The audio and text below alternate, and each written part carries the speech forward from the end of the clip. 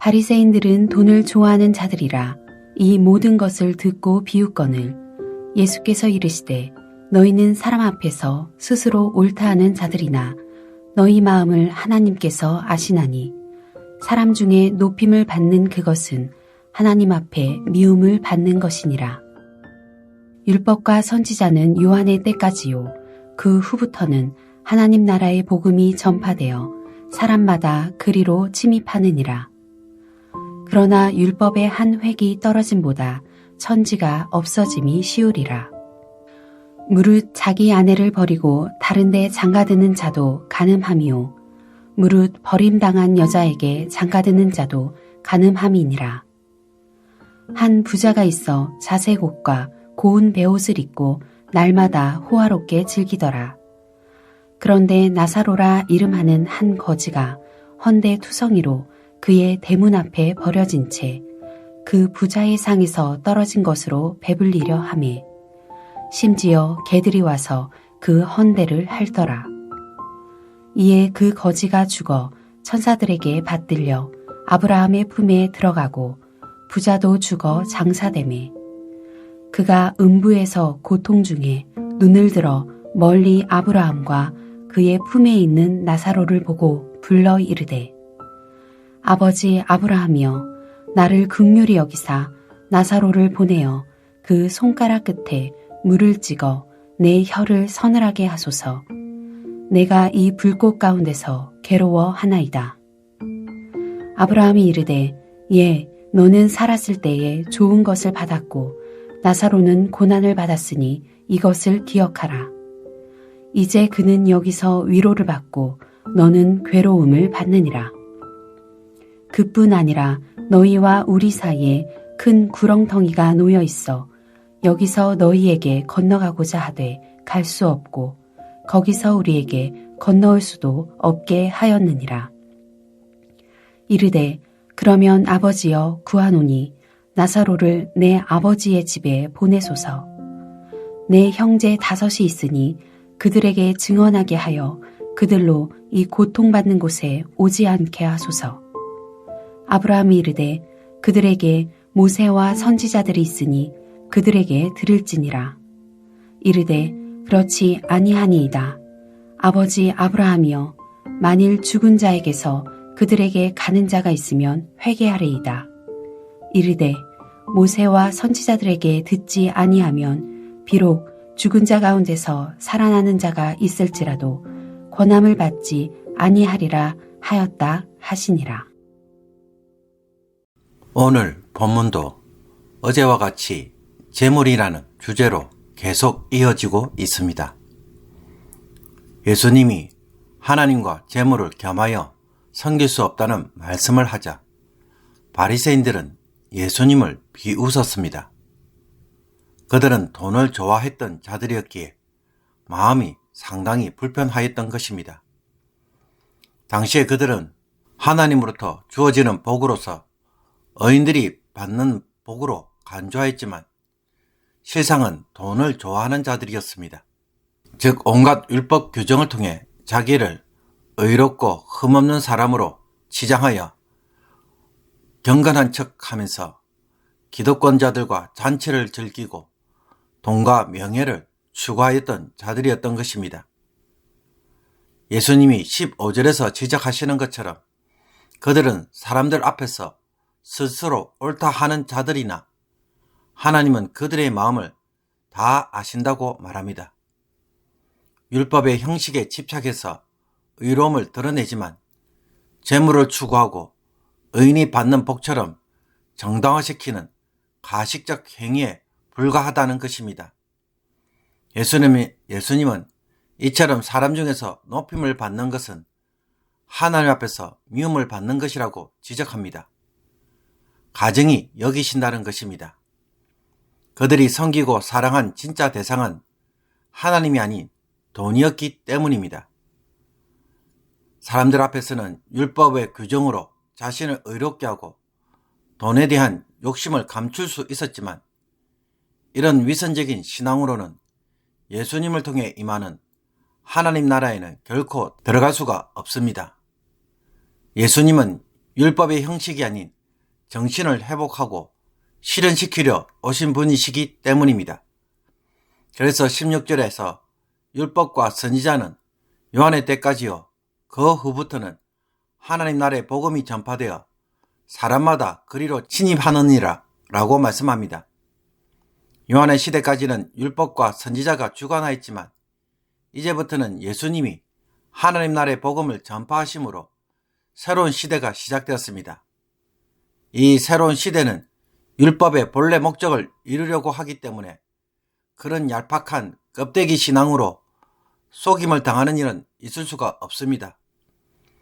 중심을 보는 주님의 나라는 마음속에 있는 거짓과 위선을 다 드러내기 때문입니다.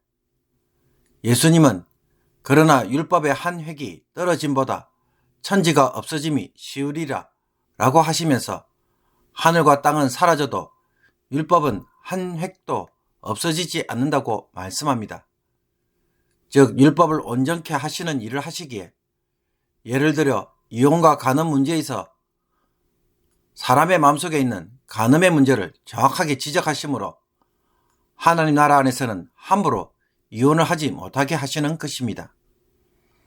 당시의 바리새인들은 율법의 규정만 잘 지키면 얼마든지 이혼을 해도 되었고 이혼에 대한 규정을 지킴으로 자신의 간음을 정당화시키는 일을 하였습니다. 그러나 주님은 그런 이혼은 간음이라고 그 마음의 실체를 폭로합니다. 아내를 버리고 다른 여자와 결혼하는 사람은 간음을 행하는 것이며 버림받은 여자와 결혼하는 사람도 간음을 행하는 것이다. 다른 여자와 결혼하는 것은 그 마음에 간음, 즉 음행이 있었기에 하는 일이라는 것입니다. 이것을 주님은 밝히 드러내심으로 이혼을 하지 못하게 하시는 것입니다. 그 결과 율법의 본래의 목적을 성취하는 것입니다. 하나님 나라는 경건의 형식에 집착하는 것이 아니라 마음의 경건에 주목하는 것입니다. 그래서 마음속에 숨겨진 여러 우상 숭배를 무너뜨리는 것이 주님이 선포하시는 하나님 나라입니다. 이처럼 마음속에 몰래 재물을 우상으로 숭배하는 바리새인들에게 예수님은 한 가지 비유를 들려주십니다.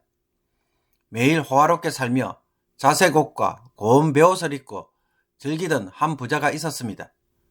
그의 이런 삶은 돈을 사랑하고 섬긴 결과였습니다. 이와 반대로 나사로라 이름하는 한 거지는 온몸이 상처 투성인 채로 부자의 상에 떨어지는 부스러기라도 얻고자 대문 앞에 누워 있었습니다. 그러나 나사로는 그 어떤 것도 얻지 못하고 문 밖에 벌어져 개들만이 와서 그 상처를 핥으면서 그를 괴롭혔습니다. 이처럼 부자의 무자비함과 무정함은 결국 나사로를 죽음으로 내몰았습니다. 나사로가 죽자 그는 천사들에게 받들려 아브라함의 품에 들어가 안식합니다. 부자 역시 죽어 장사되었습니다. 그러나 나사로와 달리 부자는 엄부에 가서 고통 중에 신음하였습니다. 부는 의인에게 주시는 하나님의 복으로 간주했는데 실상은 전혀 달랐습니다. 두 사람의 처지가 완전히 뒤집어졌습니다. 왜 이런 일이 일어났습니까? 부 자체는 악이 아닙니다. 부자가 엄부에서 고통을 받는 것은 재물이 많았기 때문이 아니라 나사로에게 먹을 것을 주지 않고 무자비함과 무정함으로 그를 죽음에 이르도록 만들었기 때문입니다. 그는 하나님이 주신 부를 제대로 사용하지 않으므로 지옥에서 그 대가를 맛보고 있는 것입니다. 자신의 무자비함과 무정함으로 인해 그는 아브라함으로부터 손가락 끝에 있는 물 한 방울도 먹지 못합니다. 그에게 그 물 한 방울을 줄 친구가 하나도 없었던 것입니다. 살아있을 때 대문의 안과 밖의 차이가 종말에는 어떤 차이를 가져옵니까? 천국과 지옥의 차이를 가져옵니다. 그때는 도무지 건너갈 수 없는 큰 구렁텅이가 놓여 있어서 오고 갈 수가 없게 됩니다. 그 어떤 자비와 긍휼도 누리지 못하는 것입니다. 이 사실을 안 부자는 가족을 위해 나사로를 보내줄 것을 아브라함에게 강구합니다. 그들이 과거 거절하고 외면했던 나사로가 돌아가서 사후 세계를 정언해 준다면 분명 그들이 회개하고 가난한 자들에게 자비와 긍휼을 베풀어서 엄부에 오지 않게 해달라는 것입니다. 그러나 아브라함은 이마저도 거절합니다. 이미 모세와 선지자들의 말씀이 있고 그 말씀을 거절한다면 죽은 자가 살아서 권해도 받아들이지 않을 것이라고 단호하게 거부한 것입니다. 재물을 우상처럼 숭배하는 자들은 나사로가 살아서 돌아가도 조롱하고 비웃을 것입니다. 하나님이 주신 재물과 부를 가난한 자들을 위해 사용하고 돌보라는 율법에 대하여 그 목소리를 듣지 못하는 바리새인들은 하나님 나라에 있던 예수님이 지금 오셔서 전해도 전혀 못 알아듣고 도리어 거부하고 대적하고 있기 때문입니다.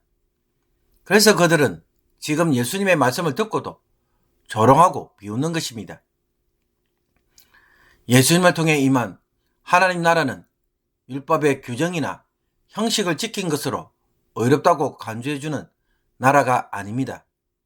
마음의 깊은 동기와 중심이 무엇인지를 드러내고 그 우상의 실체를 폭로함으로 전심으로 하나님을 위해 살아가는 자들로 세우는 것이 예수님이 선포하시는 하나님 나라입니다. 그래서 가난한 자들에게 그 어떤 자비와 긍휼을 베풀지 않고 그 어떤 돈도 사용하지 않는 자는 결국 어떤 자입니까? 재물을 우상으로 숭배하는 자입니다. 그런 자에게는 부자처럼 지옥의 고통이 그 선택의 대가가 되는 것입니다. 그러므로 오늘 말씀을 통해 우리의 마음 깊은 곳에 숨겨있는 돈에 대한 욕심이 우상 숭배로 나를 몰고 가는 일이 없기를 원합니다. 나에게 주신 재물이 나를 위해 주신 하나님의 복으로만 간주함으로 무자비하고 무정한 자로 살고 자기만을 위함으로 손가락 끝에 있는 물 한 방울도 얻지 못하는 일을 가져오지 않기를 원합니다. 어제 주님의 말씀처럼 불의의 재물로 친구를 사귀라. 그리하면 그 재물이 없어질 때에 그들이 너희를 영주할 처소로 영접하리라. 오늘 마음의 탐심을 성령의 불로 제거하시기를 바랍니다. 그리고 그것을 이웃에게 값없이 베푸는 일로 드러남으로 순종하는 주의 백성들이 되기를 주님의 이름으로 축복합니다. 기도 드리겠습니다. 하나님, 주님이 선포하시는 하나님 나라는 마음의 음행과 탐심을 덜추어내셔서 마음의 경건으로 순종하는 나라인 것을 다시 한번 깨닫습니다. 하나님을 속이고 자기 마음도 스스로 속임으로 위선에 빠지는 신앙생활을 하지 않게 하여 주옵소서. 우리 안에 탐심을 제거하여 주옵소서. 이 탐심으로 인해 자비와 긍휼을 잃어버리고 이웃의 고통을 외면함으로 죽음으로 몰고 가는 자가 되지 않게 하옵소서. 오늘 누구를 돌아보고 사랑하며 도와야 할지 성령께서 깨닫게 하여 주시고 자비와 긍휼의 마음을 회복하여 십자가의 사랑으로 살아가게 하옵소서. 이 땅에 거짓과 위선의 나라가 아니라 주님이 역사하시는 나라를 저희들의 순종을 통해 오늘도 이루어가게 하옵소서. 예수 그리스도의 이름으로 기도하옵나이다. 아멘.